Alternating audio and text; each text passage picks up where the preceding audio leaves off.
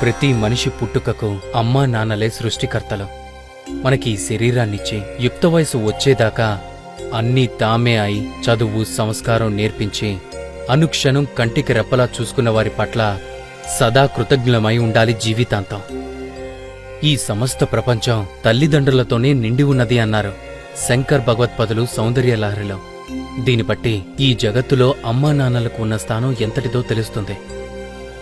తల్లిదండ్రులు వాగ్దారుల వంటి వారిని విడదీయడం సాధ్యం కాదని అన్నాడు కాళిదాసు రఘువంశంలో.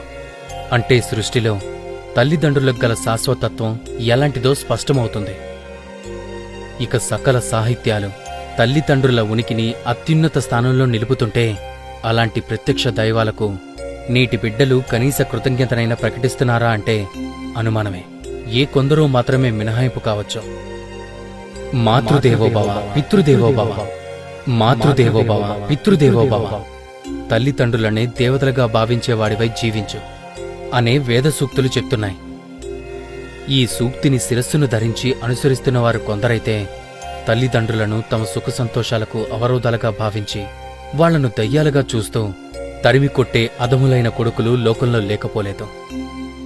పున్నామ నరకం నుంచి తమను ఉద్ధరిస్తాడనుకునే కొడుకు తాము బతికి ఉండగానే తమకు ప్రత్యక్ష నరకాన్ని చూపిస్తుంటే వీడు కొడుకా లేక యమకింకరుడా అని తల్లిదండ్రులు దుఃఖించే పరిస్థితులు నేడు సమాజంలో కనిపించటం శోచనీయం.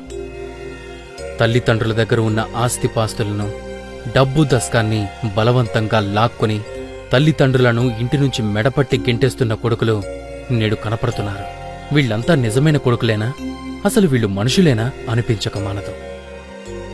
తల్లిని గౌరవించి ఆదరించేవారికి మానవ ప్రపంచంలోనూ, తండ్రిని ప్రేమించి పూజించేవారికి అంతరిక్ష లోకాల్లోనూ, గురువును భక్తి ప్రవర్తనలతో సేవించిన వారికి బ్రహ్మలోకంలోనూ తిరుగుండదని మనుస్మృతి చెప్తుంది. నవమాసాలు గర్భంలో మూసి ప్రసవ వేదనను అనుభవించి తనను కన్న తల్లిని అష్టకష్టాలు పడిపెంచి పోషించిన తండ్రిని క్షణంలో మర్చిపోయి తన ప్రయోజనాన్ని మాత్రమే చూసుకునే సంతానానికి నిష్కృతి ఉంటుందా? ఉండనే ఉండదు. తల్లిదండ్రుల రుణాన్ని 100 ఏళ్లపాటు సేవించినా తీర్చుకోవడం కష్టమే. ఏ తల్లిదండ్రులైనా తమ సంతానం గుణవంతులుగా రాణించాలని, తమకు ఆత్మసంతృప్తిని కలిగించాలని మాత్రమే కోరుకుంటారు. వేరే ఏదో ప్రయోజనంతో చూడనే చూడరు. అలాంటి తల్లిదండ్రులను డబ్బు కోసం, ఆస్తుల కోసం, శారీరక సౌఖ్యం కోసం కాలతనటం ఎంతవరకు ధర్మం? గుణహీనులైన ఎందరో కొడుకుల కంటే గుణవంతుడైన ఒక్క పుత్రుడు చాలునని. ఆకాశంలో ఎన్ని నక్షత్రాలు ఉన్నా ఏం ప్రయోజనం? ఒక్క చంద్రుడుంటే చాలు. ఆకాశానికి భూమికి అందం ఆహ్లాదం కలుగుతాయని పంచతంత్రం చెబుతుంది. పార్వతీ పరమేశ్వరులను తల్లిదండ్రులుగా ప్రస్తుతించాడు కాళిదాసు. అంటే తల్లి పార్వతీదేవి వలె సకల మంగళాలకు నిలయమైనదని, అపార కారుణ్యమూర్తి అని, ఆమెను తలుచుకుంటే చాలు సకల సౌభాగ్యాలు వర్షిస్తాయని తాత్పర్యం.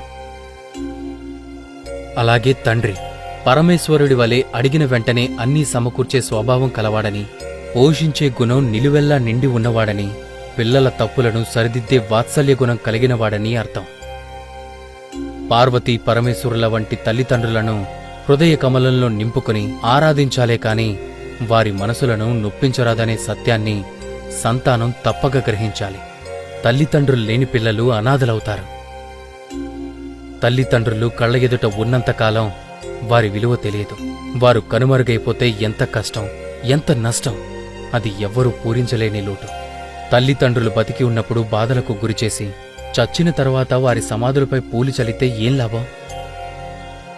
మరు జన్మలో కూడా ఈ సంతానమే మాకు కావాలి అని తల్లిదండ్రులు కోరుకునే విధంగా పిల్లలు ప్రవర్తించాలన్నదే అన్ని శాస్త్రాలు ఉపదేశిస్తున్న సత్యం. వారి పాదాలకు నమస్కరిస్తే కాశీ ప్రయాగాది పవిత్ర క్షేత్రాలు దర్శించిన ఫలం, లక్ష్మీనారాయణులను సేవించిన పుణ్యం దక్కుతుంది. తల్లిదండ్రులు జీవించినంతకాలం వారి మనసులను నొప్పించకుండా అవసరమైనప్పుడు సేవలు అందిస్తే చాలు. అప్పుడు ఈ లోకమే ఒక స్వర్గం, ఒక కైలాసం, ఒక వైకుంఠం, ఒక బ్రహ్మలోకం, ఒక ముక్తిధామం. మిత్రులారా, తల్లిదండ్రులను జీవితాంతం ప్రేమిద్దాం. ఎన్ని జన్మలెత్తినా వారి రుణం తీర్చుకోలేనిది. అమ్మా నాన్నలు మీకోసం చేసిన త్యాగాలు, కష్టాలు, మీపై కురిపించిన ప్రేమాభిమానాలు మర్చిపోకండి. ప్రియంగా పలకరించండి. వారిని దైవ స్వరూపాలుగా భావించండి. మీరు ఎంతగా వారిని నొప్పించి మాట్లాడినా ఎప్పటికీ ఎన్నటికీ ఏమీ అనుకోని గంగిగోవులు. మీ శ్రేయస్సు కోరుకునే ప్రేమ స్వరూపాలు వాళ్ళిద్దరు. ఒకవేళ అమ్మా నాన్న ఏదైనా అంటే మాత్రం వారేమీ పైవాళ్లు కాదు కదా. అదంతా మీపై ఉండే ప్రేమతోనే తప్ప వారికి మనసులో కోపం, ద్వేషం ఎందుకుంటుంది చెప్పండి? మీరు ఎప్పటికీ వారి దృష్టిలో పిల్లలే. చిన్నప్పుడు వారి ఒడిలో పెరిగిన ఆ చిన్నారులేగా. ఆడిన ఆటలు, పాటలు మరవకండి. అడిగిన ప్రతీదీ మీకు అందించారు. వారు తిన్నా తినకున్నా మీకు తినిపించి ఎంతో మురిసిపోయేవారు. మీకు పెళ్ళైనా పిల్లలున్నా ఆ వాత్సల్యం, మమకారం మీపైన మీ పిల్లలపైన నిత్యం ఉంటుంది. అది విడదీసుకోలేని బంధం, విడదీయరాని బంధం. తల్లిదండ్రులు ఉన్నవారంతా అదృష్టవంతులు. ఇతరుల మాటలతో, చేతలతో వారి స్వార్థం కోసం దూరం చేయాలనుకుంటారు. విఘ్నత కలిగి ఉండండి. వారిని ఏ దిక్కు లేనివారిగా చేయకండి. వృద్ధాశ్రమాల్లోనూ అనాథ శరణాలయాల్లోనూ ఉంచడం భావ్యం కాదు. బాధ్యతగా వారిని మనతోనే ఉంచుకుందాం.